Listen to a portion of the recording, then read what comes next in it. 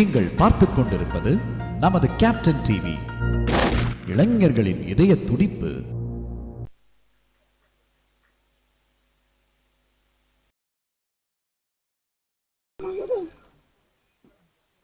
கேக்குதா?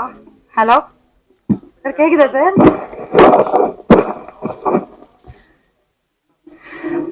எல்லாருக்கும் வணக்கம் சார். என்னுடைய சீஃப் கெஸ்ட் அனைவருக்குமே நன்றி முதல்ல வந்ததுக்கு. அதுக்கப்புறம் வணக்கம் சார். கீழே இருக்கிற எல்லா சீஃப் கெஸ்டுங்களுக்கும் வணக்கம் சார். நீங்க வேற யாருமே எல்லாம் வேற வேற இல்லை சார், எனக்கு எல்லாருமே ஒண்ணுதான். நீங்க எல்லாரும் வந்து இவ்வளவு நேரம் நின்னதுக்கு ரொம்ப நன்றி சார். சிவசம்பு படத்தின் தயாரிப்பாளர் அதிதேவி சார், லயன் செல்வகுமார் இணைய தயாரிப்பாளர். இந்த படத்துல முக்கியமானவங்க எங்களுடைய டைரக்டர் பகவதி பாலா சார். இன்னைக்கு அவங்களுடைய பர்த்டே. எல்லாம்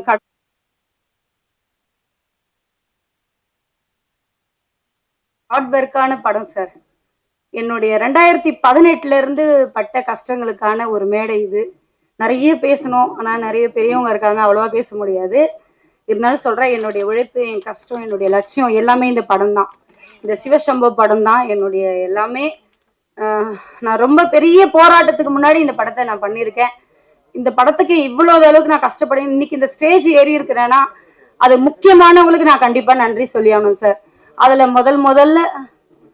முதல்ல நான் நன்றி சொல்லணும்னா காஞ்சிபுரத்தை சேர்ந்த இணைய தயாரிப்பாளர் லயன் செல்வகுமார் சாருக்கு ரொம்ப நன்றி சார். அவர் இல்லைன்னா இந்த ஸ்டேஜ்ல என்னால் நிற்க முடியாது. என்னுடைய ஜட்ஜிங்க சார் எங்களுடைய பவர் இல்லைனாலும் அவங்களுடைய அட்வைஸை கேட்டு தான் இன்னைக்கு இந்த ஸ்டேஜில் நான் நின்று இருக்கேன். எங்கள் ஜட்ஜி சாருங்க வந்திருக்காங்க, அவங்களுக்கு பெரிய நன்றி சார். அதுக்கப்புறம் மூணாவதாக நான் சொல்லணும்னா, இவங்க எல்லாம் இருந்தால் மட்டும் போதாது, ஒரு இயக்குனர் இருந்தால் தான் ஒரு யாராக இருந்தாலும் தயாரிப்பாளர் ஆக முடியும். சும்மா எல்லாராலையும் தானாக தயாரிப்பாளர், பணம் இருக்கிறவங்களாம் தயாரிப்பாளர் ஆகிட முடியாது. அதுக்கேற்ற உழைப்பும் இருக்கணும், அதுக்கேற்ற டைரக்டருங்களும் கரெக்டாக இருந்தால் தான் பண்ண முடியும். அந்த மாதிரி இந்த இடத்துல என்னை நிற்க வச்சுட்டேன். மூணாவது நபர்னு சொன்னோன்னா எங்கள் டைரக்டர் பகவதி பாலா சாருக்கு நன்றி சார். அதுக்கப்புறம் என்னுடைய குடும்பம் தான் எனக்கு எல்லாமே. ஏன்னா ஒரு பொண்ணை நான் வெளியே வந்து சாதிக்கிறதுக்கு காரணமே என்னுடைய ஃபேமிலி தான். என்னுடைய அம்மா வர முடியல, அவங்க உடம்பு முடியல, ஹாஸ்பிட்டலில் இருக்காங்க. அது என்னுடைய மாமியார் அடுத்தது என்னுடைய மாமியார் ஃபேமிலி வந்திருக்காங்க. ஏன்னா நான் ஒரு மருமகளா, ஒரு அம்மாவா நான் நிறைய சாதிச்சிருக்கேன், எல்லாருக்கும் நல்ல பேர் எடுத்திருக்கேன். சினிமாவில் சாதிக்கணும்னு என்னுடைய வெறி, எப்படி சொல்றது, எனக்கு புருஷன்னு எங்க ஹஸ்பண்ட் இறந்து 3 வருஷம் ஆகுது.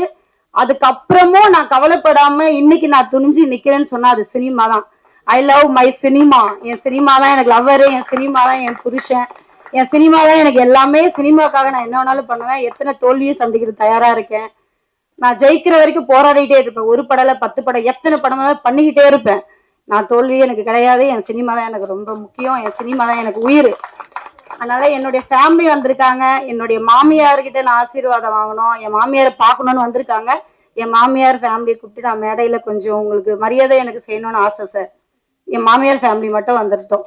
அத்தை வாங்க அத்தை, எனக்கு டைம் இல்லைன்றதால ஷார்ட்டா முடிச்சுட்டேன். அத்தை எங்க இருக்கீங்க?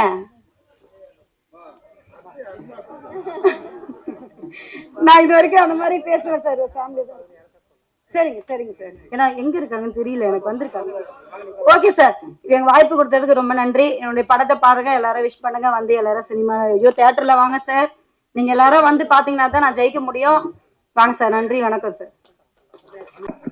பத்திரிகையாளர்களே, தொலைக்காட்சி தோழர்களே, இணையதள நண்பர்களே, புகைப்பட கலைஞர்களே, இந்த படத்தின் தயாரிப்பாளர் அழைப்பு ஏற்று வருகை தந்துள்ள திரையுலக பிரம்மாக்களே, உங்கள் அனைவருக்கும் இரவு வணக்கம். ஏன்னா மாலை ஆரம்பிக்க வேண்டிய படம் இரவு ஆரம்பிச்சிருக்கோம். அதுக்கு பத்திரிக்காரங்க தான் காரணம். ஏன்னா வேற ஒரு இடத்துல இருந்து வர்றதுக்கு லேட் ஆயிடுச்சு.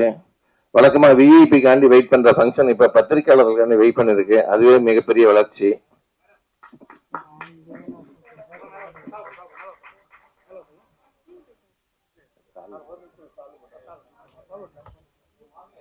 ஸ்டேஜுக்கு வர வைக்கிறேன்னு சொன்னா உங்களுக்கு எல்லாம் ஒரு பெருமைப்படுத்துறதுடா, அப்படி கிடையாது சார். ஒரு பொண்ணா ஒரு சினிமா ஃபீல்டுக்கு வந்தா ஒரு மாமியார் வீட்டுல எவ்வளவு திட்டுவாங்கன்னு உங்களுக்கு நல்லாவே தெரியும். அம்மா வீடு தான் சப்போர்ட் பண்ணுவாங்க, மாமியார் வீடு சப்போர்ட் பண்ண மாட்டாங்க. ஆனா எனக்கு சப்போர்ட் பண்ணது என் மாமியார் வீடு தான் சார். என் மாமியார், என் மச்சனை, என் நாத்தனாருங்க என்னை என்கரேஜ் பண்ணுவாங்க. எங்க ஹஸ்பண்ட் இறந்து 16வது நாளே நான் சினிமாக்கு வந்துட்டேன் சார். காரியம் முடிஞ்ச உடனே நான் வந்துட்டேன். எனக்கு பொட்டு வச்சு பூ வச்சு நீ வெளியில போ, நீ போய் உன் படம் வேலையை பாரு சாதின்னு எனக்கு என்கரேஜ் பண்ணது என் மாமியார் தான் சார். என் நாத்தனாருங்க தான் பண்ணாங்க. இந்த காலத்துல இருக்க மாமியார் போகாத உள்ளவே என் புள்ள செத்துட்டா அப்படின்னு சொல்லுவாங்க. எங்க மாமியார் அது மாதிரி சொல்லல, என் மச்சன் அப்படி சொல்லல, என் மாமியார் ஃபேமிலி எனக்கு எதுவுமே சொல்லல. நீ போ, தைரியமா போய் சாதி அப்படின்னு சொன்னாங்க. அது ஒரு என்கரேஜ். அதுக்காக தான் சொல்றேன், எல்லா பெண்களையும் இந்த மாதிரி நம்பி வெளியே விட்டீங்கன்னா எல்லா பெண்களாலையும் சாதிக்க முடியும் சார்.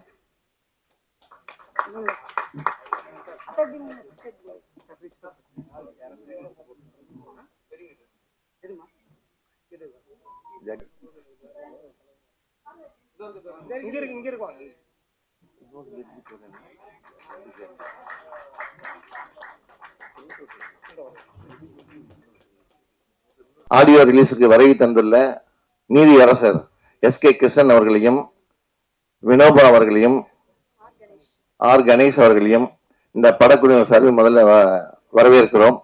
ஏன்னா நீதியே இங்க வந்து உட்கார்ந்துருக்கு. இந்த படத்துக்கு மிகப்பெரிய ஒரு வரவேற்பு. கைத்தட்டிய 10 பேருக்கு மட்டும் நன்றி.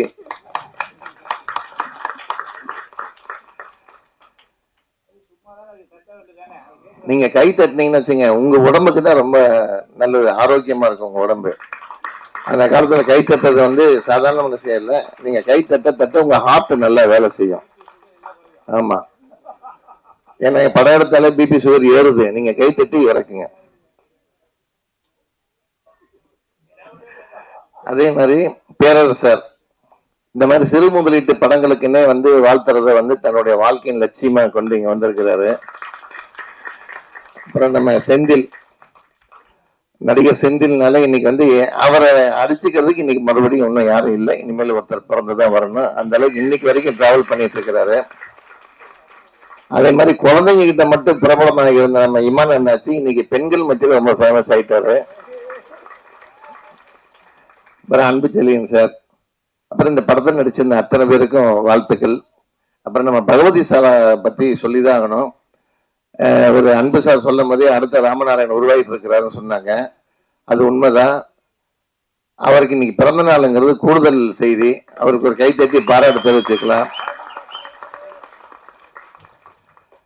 அவர் பார்த்தீங்கன்னா அஸ்தவதானின்னு சொல்லலாம். கதை, திரைக்கதை, வசனம், இயக்கம், கேமரா, நடிப்பு, தயாரிப்பு, விநியோகம், இது 8 இதையும் அவர் கையில வச்சுட்டு பண்ணிட்டு இருக்கிறாரு.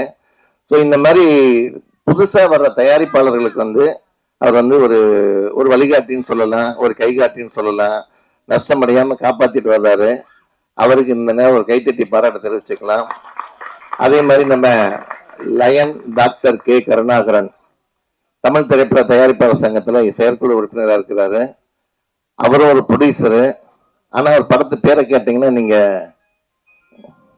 கை தட்டுவீங்களா சிரிப்பீங்களான்னு தெரியல. காதலி என்னை காதலி, இதான் அவர் எடுத்த படத்தோட டைட்டிலு.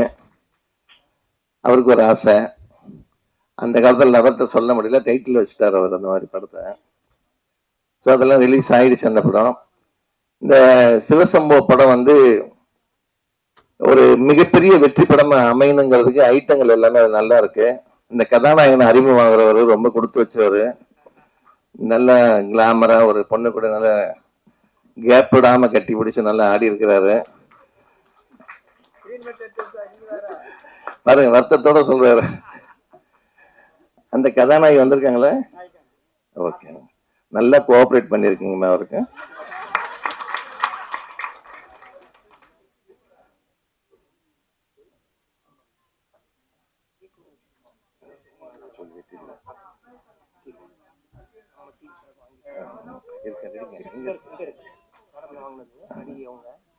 அதே மாதிரி இந்த படத்தை இப்ப தயாரிப்பாளர் அதிதேவி பேசும்போது ஒரு விஷயத்த சொன்னாங்க மாமியாரை பத்தி. அவங்க மாமியார் மிச்சிய மருமகளா இருக்கிறது பெரிய சந்தோஷம். அதே மாதிரி இவங்களுக்கு உதாரணமா இதுக்கு முன்னாடி புதுக்கோட்டை நிஷா இதே மாதிரி பேட்டி கொடுத்தாங்க. டிவியில நீங்க எல்லாம் பார்த்துருப்பீங்க. எனக்கு எல்லாமே எங்க மாமியார் தான் வீட்டை பார்த்துக்கிறாங்க, அதனாலதான் நான் இங்க சுதந்திரமா இருக்கிறேன்னாங்க. அதனால முதல்ல அறந்தாங்கி உஷா, இவங்க வந்து இந்த ஊர் பேர் என்ன, இவங்க அருமந்தை, அவங்க அறந்தாங்கி, ரெண்டும் ஊர் பேர் தான். ஸோ அதனால இவங்களுக்கு கைத்தட்டமோ இல்லையோ, உங்க மாமியாருக்கு ஒரு கைத்தட்டி வாழ்த்து சொல்லிடலாம். அதே மாதிரி இப்ப நீங்க விஐபிங்கெல்லாம் அனுபவிச்சீங்கன்னா, பகவதி பாலா சார் ஒரு கேக் வெட்டுறதுக்கு அனுபவிச்சீங்கன்னா ஒரு பிறந்த நாளுங்க வெட்டில.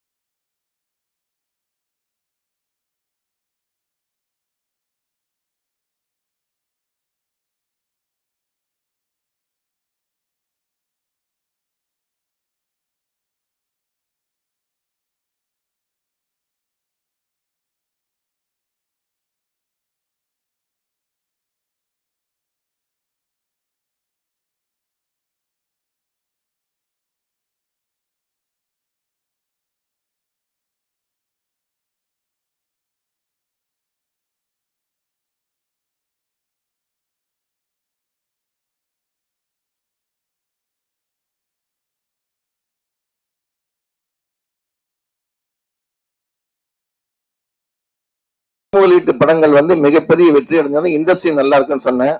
ஏன்னா வர பெப்சி தொழிலாளர்களுக்கும் இந்த படங்களுக்கு ரொம்ப சம்பந்தம் உண்டு.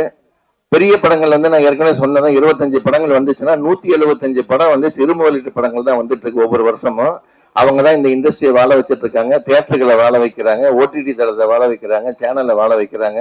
ஏன் அவ்வளவு தூரம் நம்ம யூடியூப்புக்காரங்களை எல்லாரையும் வாழ வைக்கிறது இந்த மாதிரி ஆடியோ ஃபங்க்ஷன்ல வர படங்களால தான். இந்த மாதிரி படங்கள் வந்து மிகப்பெரிய வெற்றி அடையணும். ஏன்னா இன்னைக்கு வந்து பொதுவாகவே ஒரு கதையை சொல்லும் போது அதுல வந்து புதுமுகங்கள் நடிச்சா நீங்க யாருமே இப்ப வந்து தியேட்டர்ல போய் படம் பார்க்க மாட்டேங்கிறீங்க. நீங்க எல்லாம் தியேட்டர்ல போய் புதுமுகங்கள் நடிச்ச படத்தை பார்த்தாதான் நாளைக்கு அவங்க மிகப்பெரிய பிரபலமா இந்த இண்டஸ்ட்ரிக்கு வருவாங்க. நீங்க என்ன பண்றீங்க, போஸ்டர்லயோ இல்ல பிளெக்ஸ்லயோ இல்ல சோசியல் மீடியாலயோ உங்களுக்கு தெரிஞ்ச நடிகர்கள் படம், அந்த 12 ஹீரோக்கள் படத்தை மட்டுமே பார்த்தீங்கன்னா இவங்களுக்குலாம் வாழ்க்கை இருக்காது. ஸோ அந்த இவங்களுக்கு ஒரு வாழ்க்கையும் உங்களுக்கு ஒரு என்டர்டைன்மெண்ட் வேணும்னா இந்த மாதிரி படங்களை பாருங்க. அப்படி பார்த்த படங்கள் தான் சமீபத்தில் மிகப்பெரிய வெற்றி அடைஞ்சிருக்கு. லப்பர் பந்து, அந்த குடும்பஸ்தன் மாதிரி, ஹவுஸ் கீப்பிங், இதெல்லாம் வந்து நல்லா போயிருக்குது புதுமுக நடிச்ச படம்லாம். ஸோ மக்கள் கையில தான் இருக்கு. நீங்க வந்து இப்ப ப்ரொடியூசர் கூப்பிட்டாங்க, டைரக்டர் கூப்பிட்டாரு, அப்புறம் வந்து ஹீரோ கூப்பிட்டுருக்காரு, கேமராமேன் கூப்பிட்டுருக்காரு, மியூசிக் டைரக்டர் கூப்பிட்டுருக்காருன்னா நீங்க வந்திருக்கிறீங்க. இங்க வந்து இந்த ஆடியோ ஃபங்க்ஷனை பார்த்துட்டு சும்மா கையை மட்டும் தட்டிட்டு நீங்க கிளம்பி போறது உங்க நோக்கமா இருக்கக்கூடாது. இந்த படம் ரிலீஸ் ஆகும்போது தியேட்டர்ல போய் நீங்க உங்களுக்கு வேண்டிய விரும்பிய காசுல நீங்க படம் பார்க்கலாம். அவ்வளோ இருக்கு. உங்களுக்கு பிடிச்ச உங்களால என்ன செலவு பண்ண முடியுமோ அதை நீங்க செலவு பண்ணி படம் பாருங்க. அந்த மாதிரி நீங்க பார்த்தாதான் இந்த படங்கள்லாம் வந்து வெற்றி அடையும். இதையும் இங்க ஒரு கோரிக்கையா வச்சு உங்ககிட்ட நான் சொல்றேன். ஸோ அதை வந்து அடுத்தடுத்து நம்ம ஜட்ஜ் எல்லாம் இருக்காங்க, நிறைய பேச போறாங்க. உங்களுக்கு நிறைய இருக்கு. எப்படி இன்னொரு 1 hour நீங்க ஒரு என்டர்டைன்மெண்ட் இங்க ஜாலியா இருக்கு, பேசலாம். செந்தில் சார்லாம் நல்லா பேசுவாரு. ஸோ இந்த படம் மிகப்பெரிய வெற்றி அடைய எல்லாம் வல்ல இறைவனை வேண்டி விடைபெறுகிறேன். நன்றி, வணக்கம். Thank you sir. தேங்க்யூ.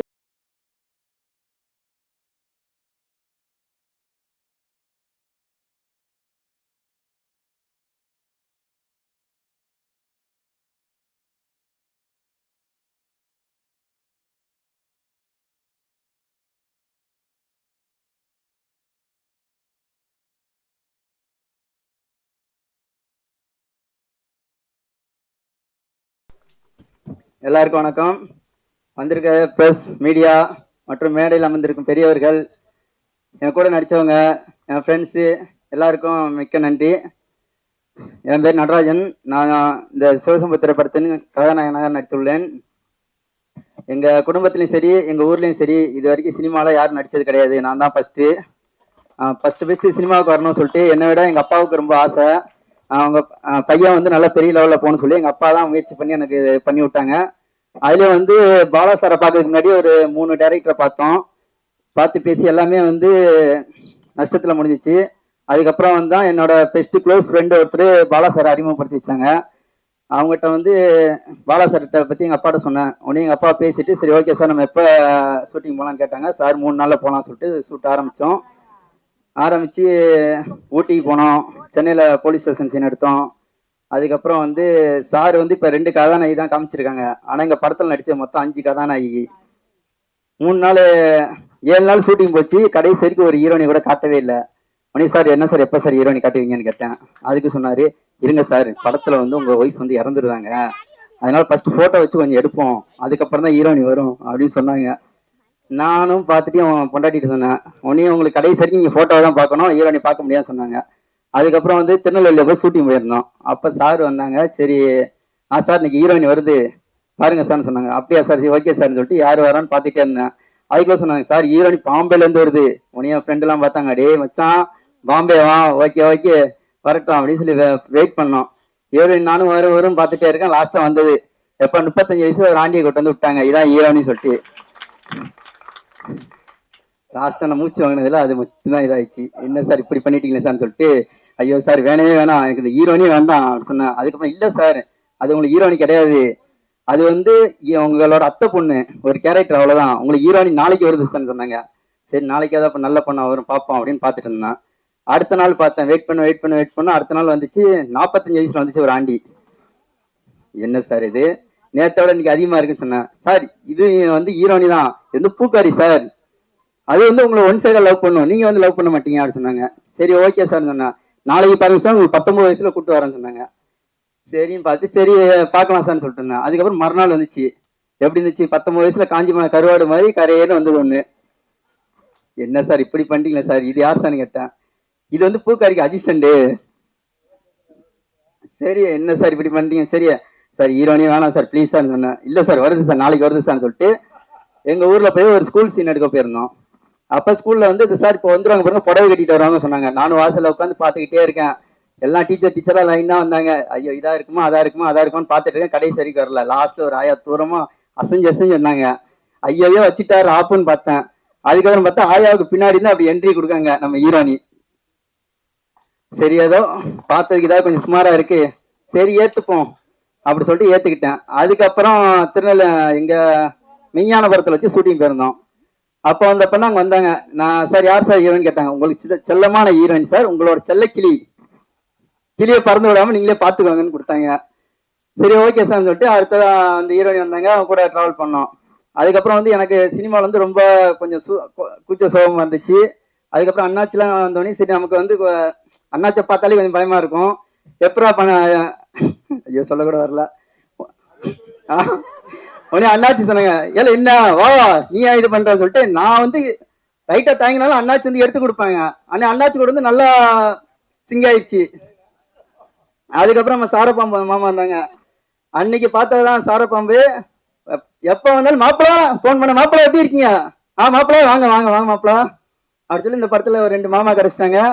அதுக்கப்புறம் மாமியார் 4 பேரு. இதான் ஒரு அம்மா இருந்தாங்களே, இந்த கேக் எடுத்துட்டு வந்தாங்களே, எப்ப போனா என்ன மருமகனே, எங்க மாமியார் கூட கேட்க மாட்டாங்க மருமகனேன்னு சொல்லிட்டு. நானும் மாமியார் அத்தன் தான் கூப்பிடுவேன். மாமியார் கூப்பிட்ட ஒரே ஆள் இவங்க தான்.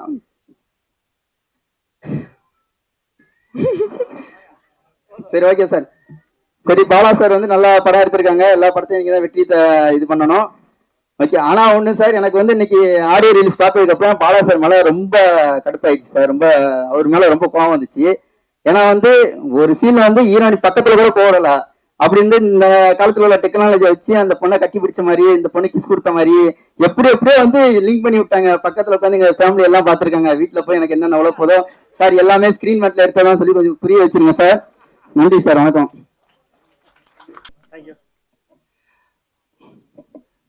சிவசம திரைப்படத்து ட்ரெய்லருக்கு வந்திருக்கும் பத்திரிகை நண்பர்களும் ஊடக நண்பர்களும் மற்றும் மேடையில் நண்பர்கள் எல்லாருக்கும் வணக்கம்.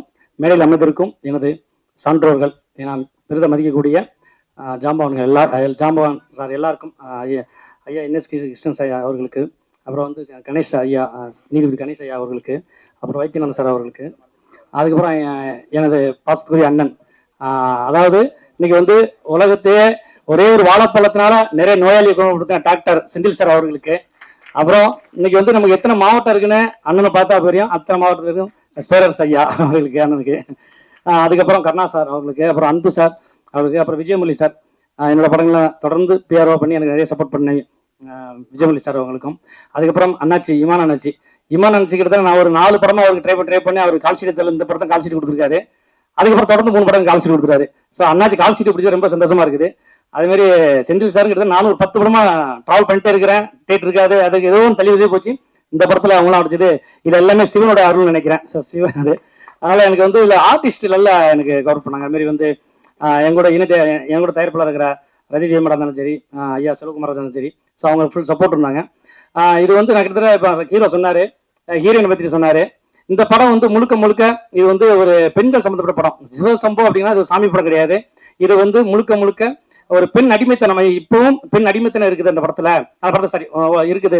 அது தமிழ்ல அதிகமா இருக்குது. ஸோ அதை உடைக்கணும். அப்ப என்னன்னா அது யாரால உடைக்க முடியும்? பெண்கள் எழுச்சி எடுத்தாதான் உடைக்க முடியும். அப்படிதான் அந்த படம் கதை. அதனால நிறைய பெண்கள் நிறைய நடிச்சிருப்பாங்க. இதுல வந்து கிளைமேக்ஸ், இது வந்து சார் சொன்ன ஒரே ஒரு மேட்டர் சொல்லிடுறேன். இது கிளைமேக்ஸ் வந்து பார்த்ததில்ல, இது பெண்கள் சம்மந்தப்பட்ட படம்னால இது வந்து அந்த ஹீரோயின் தான் வந்து அந்த கிளைமேக்ஸ் முடிக்கணும். அப்போ அது வந்து ஒரே வாக்குவாதம் எனக்கு ஹீரோக்கும்.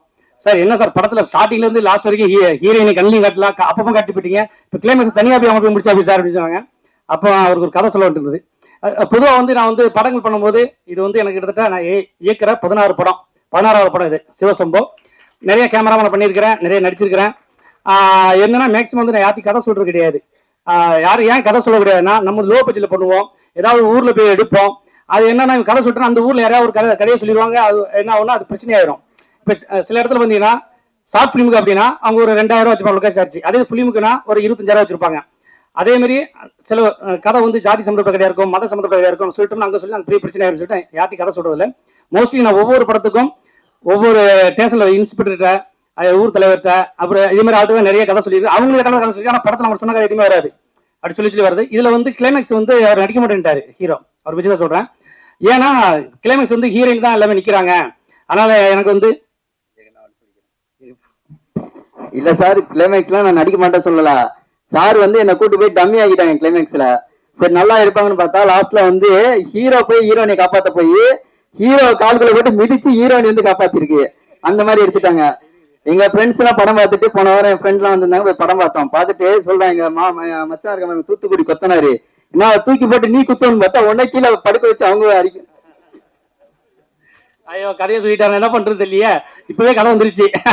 ஆக்சுவலி கிளைமேக்ஸ்ல வந்து அவர் சமாளிப்பது பெரிய விஷயம் ஆயிடுச்சு. ஒரே ஒரு கதை சொன்னேன் சார், நான் ஒரே ஒரு குட்டி கதை சொல்றேன், நீங்க அதுக்கு விட சொல்லுங்க சார். அது கரெக்டா சொல்லிட்டீங்க அப்படின்னா நீங்க என்ன சொல்றீங்களோ அதுதானே. சரி நான் கதை சொல்லுங்க சார். இது வந்து நம்ம படிச்ச கதை தான், உங்களுக்கு தெரியும். ஒரு 2 நாட்டுக்குள்ள ஒரு சின்ன போர் நடந்தது. அதுல வந்து ஒரு மன்னன் செவிச்சிருவாரு. அந்த மன்னன் கல்யாணம் ஆகிருக்காது, 2 பேருமே கல்யாணம் ஆகிருக்காது. அப்போ அந்த செவிச்ச மன்னன் வந்து ஒரு பொண்ணை லவ் பண்ணிட்டு இருப்பாரு. அப்ப அந்த பொண்ணு சொல்லும், நான் ஒரு விடுதலை போடுறேன், நீ வந்து அதுக்கு ஆன்சர் சொன்னா அவனை கல்யாணம் பண்ணிடுவேன், இல்ல கல்யாணம் பண்ண மாட்டேன், எனக்கு புத்திசாலியான ஒரு கணவன் தான் வேணும் அப்படிங்கும். சரி அப்படின்ட்டு சரின்னு சொல்லி அது போயிட்டு இருக்கும்போது போர் ஆரம்பிச்சிருது. போர்ல அந்த லவ் பண்றவன் செவிச்சிடறான். அப்ப வந்து தோத்தோண்ட கூப்பிட்டு கேட்கறான், இந்த பார் நான் உனக்கு ஒரு விடுதலை சொல்றேன், நீ அதுக்கு ஆன்சர் சொல்லிட்டேன்னா இந்த நாடை வந்து நீ எடுத்துக்கோ, உன் நாடை வந்து நான் உனக்கு கொடுத்துட்றேன் அப்படின்னா. சரி என்ன கேளுங்க. பெண்களின் ஆழ மனசு என்ன நினைப்பாங்க அதை மட்டும் சொல்லுங்க. பெண்கள் என்ன நினைக்கிறாங்க நமக்கு தெரியாது, அது ஆள் மனசுல எப்படி நினைப்பாங்க இனிமே தெரியாது அப்படின்னு சொல்லிட்டு அவன் அந்த அரசு வந்து எல்லாத்தையும் கேட்டான். இப்ப எதிர்நாட்டு அரசு கேட்டுக்கிறான். சரி இது ஆன்சர் சொல்லிட்டு ஒரு 3 நாள் டைம் கேட்டாப்ல. 3 நாள் சொல்லிட்டேன்னா உனக்கு நாடு தந்துட்டாப்ல. இப்ப ஊர்ல எல்லாத்தையும் கேட்டு இருக்காப்ல. இந்த பெண்கள் வந்து அடிமனசு நினைப்பாங்க, என்ன நினைப்பாங்க எல்லாம் கேட்டு இருக்காங்க. ஒவ்வொரு சொல்றாங்க எங்க கடவுள் ஆழத்தோட பாத்துடலாம், பெண்கள் மனசு கண்டுபிடிக்க முடியாது ஒவ்வொருத்தர் சொல்றாங்க. அப்ப ஒருத்தர் சொல்றான், நம்ம ஊர் எல்லையில வந்து ஒரு சூனியக்காரி ஒரு கிளவி இருக்கிறா, அந்த கிளவிட்ட கேளு கரெக்டா சொல்லுவாப்புல அப்படிங்கிற. இந்த மன்னன் வந்து தோத்த மன்னன் நேரம் என்ன பண்றான், அந்த கிளவிட்ட போறான். கிளவிட்ட போனதும் கிளவிட்ட சொல்றான், கிளவி நான் வந்து நம்ம நாடு தோத்துருச்சு, இப்ப நாடு நம்ம கைக்கு வரும்னா எனக்கு அந்த மன்னன் வந்து ஒரு கட்டளை கொடுத்துருக்காங்க. என்ன கட்டளைங்க, பெண்கள் என்ன நினைப்பாங்க அடிமனசு என்ன நினைப்பாங்க அது சொல்லிட்டேன்னா நம்ம நாடு எனக்கு வந்துருங்கிறான். சரி நான் சொல்லிடுறேன், நீ சொல்லிட்டேன்னா நாடு உனக்கு வந்துடும், அவனுக்கு காதலி போயிருவா, எனக்கு என்ன கிடைக்கும்பா, நீ என்ன வேணாலும் கேளு, உயிரோட தருவேன், நான் உயிர் கேட்க மாட்டேன், என்ன கேட்டாலும் செய்வியா செய்யறேன் அப்படின்னு ஒரு சொல்றான். என்ன சொல்றான்னா, எப்பவுமே பெண்கள் வந்து அவங்க இஷ்டத்துக்கு முடிவு விட்டீங்கன்னா அவங்க சந்தோஷமா இருப்பாங்க, அவங்க எடுக்கிற முடிவு எல்லாமே கரெக்டா இருக்கும். இதுதான் அடிமனசு நினைக்கிறது. ஒரு காரியம் பண்ணா நம்ம தான் டிசைட் நம்ம தான் பண்ணணும்னு நினைப்பாங்க அவங்க. ஆனா நம்ம ஆண்கள் வந்து நினைக்கிறது இல்லை. அவ என்ன சொல்றது அப்படின்னு அதனாலதான் நிறைய வீட்டுல பிரச்சனை நடக்குது சார். இப்ப நீங்க எப்படி சார், ஐயோ சார் நான் என் ஒய்ஃப் டிசைன் விட்டுருவேன் சார், என் ஒய்ஃப் என்ன சொல்லுவாங்க சார் நான் கேட்பேன், என் ஒய்ஃப் ஒரு கோடு போடாம தாண்ட மாட்டேன். அது சரி ஓகே சார். இப்போ வந்து கிளைமேக்ஸ் சொல்லல அதுல சொல்றேன். இப்போ அவன் வந்து அந்த மன்னன் வந்து அவன் சொல்லிட்டாப்ல, என்ன சொல்லிட்டாப்ல, சார் பெண்களை அவங்க இஷ்டத்துல விட்டீங்கன்னா நீங்க வந்து அந்த பெண்கள் வந்து ஜாலியா சந்தோஷமா இருப்பாங்க, குடும்பத்தை கரெக்டாக நடத்துவாங்க, நம்ம எந்த டிஸ்டர்ப் பண்ண மாட்டாங்க, வேணாலும் பண்ணிக்கலாம் சார் அப்படின்னா அப்படியான காதலி சொல்லுவாப்புல. காதலி ஆமா இதான் நினைச்சோம். உடனே அவன் கல்யாணம் ஆயிருது, இவங்க நாடு கிடைச்சிருது. இப்ப நாடு கிடைச்சது கிளவிட்ட வந்து சொல்ல போறான் சந்தோஷத்தை, கிளவி நாடு கிடைச்சிருச்சு என்ன பண்ணலாம் சொல்ல போறான். அப்ப அந்த கிளவி சொல்றா எனக்கு ஒரு வரம் கொடுத்துடலாங்கிறான். ஆமா என்ன கிளப்பது நீ என்ன கல்யாணம் பண்ணி கேட்கிறான். ஷாக் ஆயிட்டான். ஏன்னா அவளுக்கு வந்து 90 வயசு, இவனுக்கு வந்து 40 வயசு. என்ன கிளவி இப்படி கல்யாணம் பண்ண சொல்ற, என் வாழ்க்கை என்ன ஆகுங்கிறான். நீ என்ன சொன்ன, ஒரு மன்னன் தானே, நாட்டு கொடுத்த வாக்கு மாத்தக்கூடாதுல்ல, கல்யாணம் சரின்னு சொல்லி கல்யாணம் பண்ணிடுறான். கல்யாணம் பண்ணி அரமனை கூட்டு வந்துடுறான். அரமனைக்கு உள்ள வந்ததும் அவ குமரி ஆயிடுறா, பாலிடிக்ஸ் பண்ண மாறிடுறான். இவனுக்கு பயங்கர சந்தோஷம், என்னடா வெளியே இருந்தா கிளவியா இருக்கிறா, உள்ள வந்த குமரி ஆயிட்டா அப்படிங்கிற. இப்போ அவன் கேட்கறான், எப்படி நீ வந்து உள்ள வந்து எப்படி குமரி ஆன, வெளியே போகும்போது கிளவியா இருந்துங்கிறான். அந்த கிளவி கேட்கிறா, இந்த பார் மன்னா, நான் வந்து உன் கூட அரமனையில் இருந்தா நான் வந்து குமரியா இருப்பேன், வெளியே வந்த கிளவியா மாறிடுவேன், உனக்கு எது வேணுங்கிறா. இவன் சொன்னா இது பெண்கள் சம்பந்தப்பட்ட விஷயம், நீயே முடிவு எடுத்து கொண்டுருவான். அப்புறம் அந்த என்ன பெண்கள் சம்பந்தம் நீ முடிவு எடுத்து அவன் என்ன பண்றான்னா உடனே அவளே குமரியாரு, வெளியே போனாலும் குமரியாயிரா, வெளியே இருந்தாலும் குமரியா. சோ அவட்ட அந்த முடிவு விட்டதுனால அவ வந்து அங்க வந்து மன்னனுக்கு தகுந்த ஒரு ஒய்ஃபா மாறிடுறா அப்படின்னு ஹீரோட சொன்னதும், சார் இதுதான் சார் கிளைமேக்ஸ், வேணாம் சார் அந்த பொண்ணே முடிவு சொல்லி ஒத்துக்கிட்டாரு கேளுங்க. அது காரணம் சொல்லுவாரு, என் ஒய்ஃப்கிட்ட நான் எதுவுமே மறைக்கிறேன். என் ஒய்ஃப் வந்து அதான் சொல்லுவாரு, லட்சுமி போட்ட கூட சீரை தாண்டிட்டா, ஆனா என் ஒய்ஃப் போட்ட கூட தாண்ட மாட்டார் அப்படின்னு சொன்னாரு. உண்மை அப்படின்னு தெரியாது, அவங்களுக்கு இடம் தெரியும். சரி இதுதான் இதுதான் கிளைமேக்ஸ் வந்து. சரி இப்போ நம்ம சின்ன படங்கள் தயாரிக்கிறது வந்து இன்னைக்கு வந்து வியாபாரம் வந்து ரொம்ப கம்மியா போயிட்டு இருக்குது, உங்களுக்கு தெரியும். நம்ம மேக்சிமம் வந்து தியேட்டர் வசூல் கம்மியா தான் இருக்கும், சேட்டலைட் எஃப்எம்எஸ் எல்லாமே இதுதான் ஓரளவு கவர் ஆகும். இன்னைக்கு சென்சார்ல வந்து என்ன ரூல்ஸ் கொண்டு வந்திருக்காங்கன்னா, அதாவது ஒரு லாங்குவேஜ் மட்டும் பண்ணால் உங்களுக்கு பழைய அமௌண்ட் எவ்வளவு ஆகும்னா, சென்சார் 70,000 ரூபாய், அது இல்லாம வந்து நமக்கு ஒரு கீப்பு ஒரு 50,000 இது ஆகும். இப்போ என்ன கொண்டு வந்துட்டாங்கன்னா, நீங்க டபுள் லாங்குவேஜ் பண்ணீங்கன்னா, அது டப்பிங்கோ ஸ்டேட் மொழியோ பண்ணாலும் 2.25 லட்சம் எக்ஸ்ட்ரா கட்டணுங்கிறாங்க. ஏன்னா அதுக்கு ஆப் ஏன்னா காது கேட்க ஒரு ஆப்பு, கண்ணு தெரியாம இவங்க தேட்டர் வந்து படம் பார்க்கறதுக்காக ஒரு ஆப்பை உருவாக்கிக்கிட்டு அதுல வந்து 2.25 லட்சம் நீ கட்டணும், அப்புறம் தான் உங்களுக்கு வந்து மல்டி லெவல்ல நாங்க சென்சார் தருவோம்னு இப்போ சமீபம் நடந்துருச்சு. இதனால என்ன பாதிப்பு, நம்ம சின்ன படங்களுக்கு நம்ம தமிழ்ல மட்டும்தான் நம்ம வந்து ரிலீஸ் பண்ண முடியும். நிறைய சின்ன படங்கள் வெளியே யூஸ் பண்ண முடியும். இப்போ 3 மொழி 4 மொழி எடுக்க பிரச்சனை கிடையாது. ஆனா இதை வந்து நம்ம என்னன்னா, நம்ம வந்து இந்த மல்டி ஒரு லாங்குவேஜ் பண்ண தெலுங்கு, ஹிந்தி, கன்னடம் எல்லாத்தையுமே நம்ம வியாபாரம் பண்ணோம். அப்ப வியாபாரம் பண்ணும் போது அவன் ஆட்டோமேட்டிக்கா 2.25 லட்சம் கிட்ட சொல்றான். அப்ப கிட்ட சொன்னா நம்மகிட்ட வாங்குறவங்க யாருமே வாங்க மாட்டாங்க. நம்மளுடைய படங்கள் வந்து டோட்டலாவே வந்து எந்த லாங்குவேஜும் விற்காது. அப்ப மல்டி லெவல்ல போனா, மல்டில சென்சார் பண்ணணும்னா மினிமம் நம்ம வந்து 2.25 லட்சம் எக்ஸ்ட்ரா கட்ட வேண்டியிருக்குது. இந்த ப்ரொடியூசர் என்ன நிறைய ப்ரொடியூசர் என்ன பண்ணுவாங்கன்னா, படத்தை ஃபுல்லா செலவு பண்ணிட்டு கடைசி நேரத்துல போஸ்ட் ப்ரொடக்ஷன் காசு இல்லாம எத்தனை பேர் நிக்கிறாங்க, சென்சார் பண்ண எத்தனை காசு நிக்கிறாங்க. அப்ப அவங்க போய் 2.25 சொன்னா எப்படி கட்ட முடியும்? ஆனா இதை வந்து நம்முடைய எல்லா சங்கமும் சேர்ந்து எங்களுக்கு சென்சார் முதமடியே பண்ணுங்க எங்களை அப்படி சொன்னா மட்டும்தான் இன்னைக்கு நிறைய ப்ரொடியூசர் தப்பிப்பாங்க, இல்ல கஷ்டமாயிரும். நான் வந்து நிறைய படம் பண்ணியிருக்கேன். அதுல ஒரே ஒரு படம் தலையாட்டி பொம்முன்னு ஒரு படம் பண்ணேன். அது முழுக்க ஃபுல்லா நியூ ஆர்டிஸ்ட், ஒருத்தரோட ஆர்டிஸ்ட் கிடையாது. அந்த படம் மட்டும் 18 லாங்குவேஜ் நான் வித்துருக்கிறேன், சேல்ஸ் பண்ணி ஒவ்வொரு லாங்குவேஜ் சேல்ஸ், அதுதான் இன்ன வரைக்கும் காப்பாத்திட்டு இருக்குது. ஆனா அதே இது அப்புறம் 2.25 லட்சம் நான் அதை பண்ணிருக்க மாட்டேன். ஏன்னா புதுமுகலை வச்சு தேட்டர் கிட்டத்தட்ட நான் வந்து 80-90 தேட்டர் ரிலீஸ் பண்ணி இன்னைக்கு அந்த படம் வந்து இப்போ வரைக்கும் ஒவ்வொரு லாங்குவேஜ் சேல்ஸ் ஆகிட்டே இருக்குது. அதனால மொத்தம் வந்து நம்ம வந்து இந்தியாவில் வந்து 24-25 லாங்குவேஜில் படம் எடுக்கிறாங்க. ஆனால் மொத்தமே சென்சார் போர்டு 8 தான் இருக்குது. எனக்கு தெரியும், நிறைய பேர் தெரிஞ்சிருக்கும். ஆனால் சென்சார் போர்டுக்கு இது மூலம் நீங்கள் வந்து வன்மையாக ஒரு கண்டிஷன் பண்ணி பழைய மாதிரி எப்படி சென்சார் இருக்கோ அப்படி சென்சார் பண்ணால் மட்டும்தான் நம்மள மாரி சின்ன தயாரிப்பாளர்கள், சின்ன டைரக்டர்கள் தொடர்ந்து படம் பண்ண முடியும். ஏன்னா இன்னொன்று, நீங்கள் இப்போ நிறைய பேர் சொல்கிறாங்க, என்ன சொல்கிறாங்கன்னா, இது ஒன்று சொல்லிடுறேன், படம் பண்ண வராதவங்கன்னு நிறைய பேர் பயம் கட்டுறாங்க. பயமே இல்லைங்க, படம் யாரும் எடுக்க வரலாம், நல்ல வருமானம் இருக்குது. ஆனால் அது கரெக்டாக உழைக்கணும். யாரும் உழைக்கிறதுக்கு தயார் இல்லை. நிறைய டைரக்டர் என்ன பண்ணுறாங்கன்னா, ஓகே டைரக்டர் ஆக்ஷன்ஸ் கட்ட சொன்னால் போதும் அப்படின்னு நிறைய பேர் இருக்கிறாங்க. நிறைய பேர் படம் எடுத்து முடிச்சாச்சு, அது பிடிச்சிட்டு பார்த்துருவாங்க அப்படின்னு நினைக்கிறாங்க. அது கிடையாது. நம்ம எப்படி ஒரு ஸ்கிரிப்டுக்கு 3 மாசம் 4 மாசம் உழைக்கிறோம், அதே மாதிரி ஸ்கிரிப்ட் முடிச்ச பிறகு லொகேஷன் எத்தனை ஊருக்கு பார்க்குறோம், அங்கே போய் ஷூட்டிங் போய் லொகேஷன்லாம் ரிட்டர்ன் வந்துடுவோம். ஆனால் இதே மாதிரி ரிலீஸுக்கு வந்து கண்டிப்பா ஒரு 3 மாசம் 4 மாசம் எடுத்து ஓன் ரிலீஸ் பண்ணா கண்டிப்பா நல்ல வருமானம் வரும். என்னோட ஒரு படம் நான் சொல்றேன், நான் வந்து கடைசியா ஒரு படம் ரிலீஸ் பண்ணேன், 67 தேட்டர் ரிலீஸ் பண்ணேன். அதுல வந்து ஒவ்வொரு தேட்டர்லயும் ஒவ்வொரு வாரத்துக்கு 1000 டிக்கெட் தான் வந்துச்சு. ஒரு அதாவது ஒவ்வொரு தேட்டர் 1000 டிக்கெட் வந்துச்சு. மொத்தம் 67 டிக்கெட், 67 தேட்டர், 67,000 டிக்கெட். ஸோ 67 லட்சம் எனக்கு வருமானம் வந்துச்சு. ஸோ இதே அந்த 1000 2000 பெரிய லாபம், நமக்கு 3000 பெரிய லாபம். ஸோ இதை கனெக்ட் பண்ணி அதே மாதிரி தேட்டர்ல வந்து ரொம்ப லிஸ்ட் ரொம்ப எடுக்கணும். இன்னைக்கு இயக்குநர்களுக்கு நான் என்ன சொல்றேன்னா, அதாவது பெரிய ஸ்டார் படங்கள் வைக்க, பெரிய பெரிய ஸ்டார் படங்கள் அதெல்லாம் வைக்க, அதுக்கு டிஸ்ட்ரிபியூட்டர் இருப்பாங்க, அது ரசிகர்கள் இருப்பாங்க. ஸோ அது அவங்க வேற, அந்த கேட்டகரி வேற. நம்ம அதுக்கு போகக்கூடாது. இப்போ நம்ம வந்து ஒரு பெரிய ஸ்டார் அஜித் சாரோ, விஜய் சாரோ, இல்லைன்னா வந்து இப்போதைக்கு இருக்கிற சூர்யா சாரோ, அந்த ரேஞ்சில் நிறைய பேர் புது இயக்குநர் வச்சு வரும்போது தான் மாட்டிடுறாங்க. நம்ம சினிமா என்ன, நம்ம சினிமா எடுக்கணும்னா அதுக்கு எப்படி உழைக்கிறோமோ அதே மாதிரி ரிலீஸ்க்கு உழைச்சி ஒவ்வொரு தேட்டர் ஏறி இறங்கி அந்த ஆடியன்ஸ் உள்ள கொண்டு போய் உட்கார வச்சிங்கன்னா நமக்கு படம் விட்டு எல்லா தேட்டர்லையுமே பணம் கண்டிப்பா வரும். சில தேட்டரு 8 மாசம் 1 வருஷம் 6 மாசம் கூட கழிச்சு வரும். ஆனால் தேட்டர் நம்பி படம் எடுங்க, எல்லா ப்ரொடியூசர்ஸும் வாங்க, நிறைய பேர் வாங்க, படம் எடுங்க. இன்னைக்கு நிறைய பேர் என்னன்னா, அதாவது இன்னைக்கு வந்து சினிமால வந்து யாருமே தோக்குறது கிடையாது.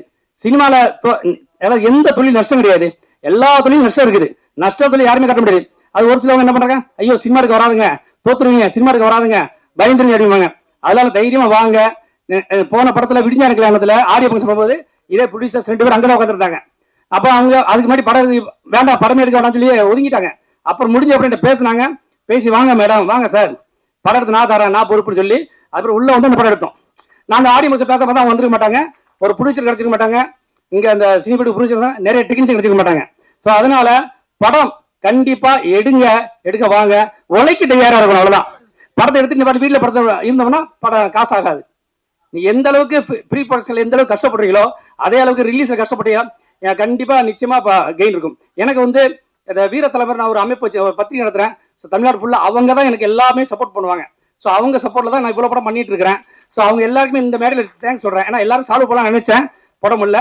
ஸோ அவங்க தான் எனக்கு ஒவ்வொரு ஏரியாவிலும் தேட்டர் எடுத்து கொடுக்கறது, அவங்க உள்ள வருது, ஆட்கள் கூட்டு வருது, கலெக்ஷன் சொல்றது. ஸோ இப்படி அவங்க வந்து எப்படின்னா ஒரு எந்த எதிர்பார்ப்புலாம் பண்றாங்க. ஸோ இதே மாதிரி டீமை வந்து நீங்க ரெடி பண்ணிட்டீங்கன்னா நீ ஜெயிச்சிடலாம். இன்னைக்கு நான் சின்ன படம் பண்ணிட்டு இருக்கிறேன் அப்படின்னா எல்லாமே ரிலீஸ் பண்றேன்னா எல்லாம் அவங்கள வச்சுதான். அது ஏதாவது என்னைக்கா ஒரு நாள் ஜெயிக்கலாம், அந்த நம்பிக்கை தான் ஓடிட்டு இருக்குது. ஸோ நான் வந்து பொதுவாக நம்பிக்கையில தான் எதுவுமே வண்டி இது பண்ணுவேன். நான் வேற எதையும் நம்ப மாட்டேன், நம்பிக்கையிலே வண்டி ஓடிட்டு இருக்குது. ஸோ அந்த நம்பிக்கை ஒரு நாளுக்கு ஹிட் ஆகும். சச்சின் டெண்டுல்கர் 79வது மேட்ச்ல தான் செஞ்சுரி அடிச்சாரு. அது செஞ்சுரி கிடையாது, அது வரைக்கும் 20 ரன் 30 ரன் எடுப்பாரு. அவர் அவாய்ட் பண்ணுவாங்க. அவர் என்ன பண்ணாருன்னா ஃபீல்டில் ஓடி ஓடி ஓடி ஓடி நல்லா வந்து ஃபீல்டிங் பண்ணாரு. இதை பார்த்து ஃபீல்டிங்காக அவர் தான் தயார்படுத்தப்படுறாரு. 79 செஞ்சுரி அடிச்சாரு. வேர்ல்டுல இவர் அடிச்சா உங்களுக்கு தெரியும், 4 தாண்டிட்டாரு. ஸோ அதே மாதிரி சினிமா விட்டு விலகக்கூடாது. சினிமாக்குள்ள என்னென்ன பண்ண முடியும், என்னென்ன தொழில் பண்ண முடியும், சினிமாக்குள்ள எப்படி போக முடியும், இப்படின்னு நீ யோசிச்சாலே நீ சக்சஸ். நன்றி நன்றி நன்றி. பிறந்தநாளுக்கு வந்திருக்க எல்லாரும் வண்டி எனக்கு கேக் விட்டு என்னன்னா எல்லா ஜாம்பவானுங்க எல்லாமே வந்து பெரிய லெவலில் சேவிச்ச அவங்க முன்னாடி எனக்கு கட் பண்ணுறது ரொம்ப கஷ்டமா இருந்தது. ஏன்னா இன்னைக்கு செந்திலண்ணெல்லாம் அவ்வளோ சாதிச்சிருக்காங்க. செந்திலனை பற்றி நான் ஒரு ஆர்டிகல் கூட ஒரு 3 நாளைக்கு முன்னாடி போட்டிருந்தேன், எல்லாத்துலையும் போட்டிருந்தேன். அண்ணன் வந்து கிட்டத்தட்ட 1300 படம் நடிச்சிருக்காரு செந்தில் அண்ணன். அதில் 1300 படத்தில் நான் ஒரு லிஸ்ட் எடுக்கும்போது கிட்டத்தட்ட 650 படம் மெகா ஹிட், பெரிய ஹிட்.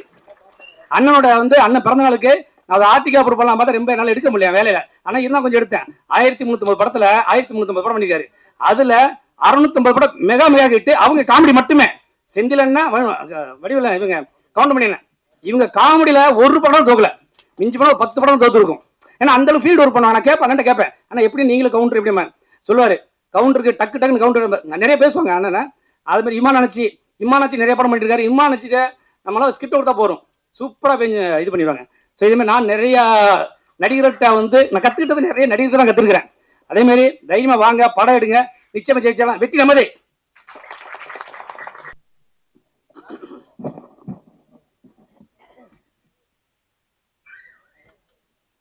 இங்கு வந்திருக்கும் பெரியவர்களே, நீதி அரசர் அவர்களே,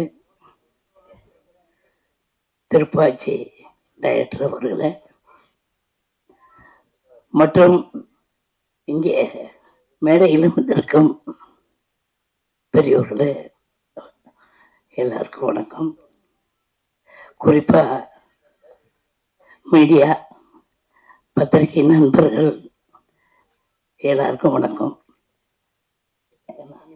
இல்லை வேண்டாம், எனக்கு தொண்டை கட்டி இருக்கு, வேற ஒன்றும் இல்லை. ஆமாம், இங்கே வந்து படம் எடுக்கணும்னு நம்ம பாலா சொன்னாப்புல ரொம்ப மகிழ்ச்சி. இப்போ வந்து சரியா கதை எடுத்தா கரெக்டா ஓடும். இவங்க கதையை சரியா எடுக்கிறது இல்லை. அதை எடுத்தா தானே ஓடும். சும்மா இப்போ ஜனங்கள்லாம் கம்ப்யூட்டர் லெவலுக்கு போயிட்டாங்க. நம்ம வந்து ஒழுங்கா எடுக்கணும்.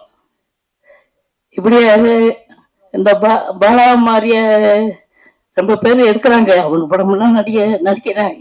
எதுக்கு நம்ம சும்மா இருப்பானே, நடிப்போம் அப்படின்னு நடிக்கிறேன்.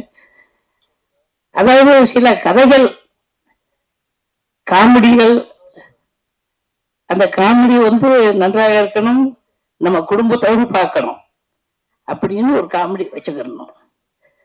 இப்படி எல்லாம் கலந்து நம்ம படம் எடுக்கணும். இப்போ நம்ம டைரக்டர் பேரரசு அவர் படங்கள்லாம் சூப்பரா இருக்கும். அவர் படத்தில் நடிக்கிற அவர் நான் நடிக்கும் போது அசண்டா இருந்தார். இப்படி கதை நல்லா இருந்தா எப்பவுமே வெற்றி படமாகும். அது மட்டும் இல்ல, இங்க ப்ரொடியூசர் அவங்க சொன்னாங்க. அப்புறம் அவங்க இணை தயாரிப்பாளர் செல்வகுமார், அப்புறம் யாருமா பகவதி படம். சரி, எல்லாருக்கும் வணக்கம். இப்படியே எவ்வளவு பேசலாம்னு தொண்டு வர சரியில்லை. ஆமா, அதாவது 5 மணிக்குன்னு சொல்லிட்டு 9 மணிக்கு தூங்க போற நேரத்துல இருந்தாங்க. எல்லாத்துக்கும் நன்றி. இங்க வந்திருக்கும் அத்தனை உள்ளங்களுக்கும் எனது மனமார்ந்த வாழ்த்துக்கள். வணக்கம், வணக்கம்.